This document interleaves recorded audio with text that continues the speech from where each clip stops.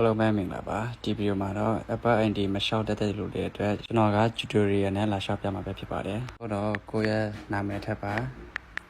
အရှိနာမည်ရှိမယ်အနောက်နာမည်ရှိမယ်ပေါ့နော်ဒီဆိုထပ်ပြီးဆိုရင်ကိုယ့်ရဲ့မွေးနေ့အထပ်ပါမယ်ပြီး continue နေပါပြီးရင်ဒီမှာ don't have an email address လို့နေပါပြီးရင် guest and iCloud email address ကိုနှိပ်ပါကိုယ့်ရဲ့နာမည်နဲ့ဒီမှာအသေးစာလုံးတွေထည့်ပါမယ်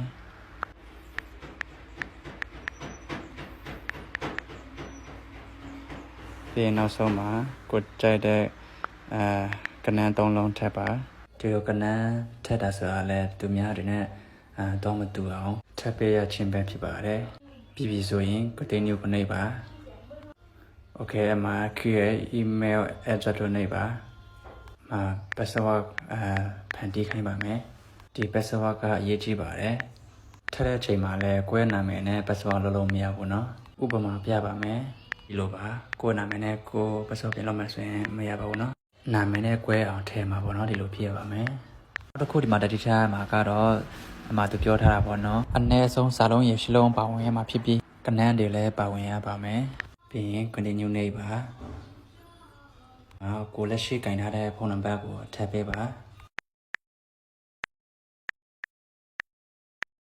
ပြီးရင် continue နေပါသူတို့အဲ့ဒီဖုန်းနံပါတ်နဲ့ကိုပို့လာပါမယ်ကိုခဏစောင့်ပါသူတို့ပို့လာပြီးတဲ့ကို6လုံးထည့်ပါမယ်ပြီးရင် continue နေပါ okay ဒီမှာပြီးပါပြီပြီးရင် agree နေပါဒီမှာပါအောင်မြင်စွာရှောက်ပေးပါပြီ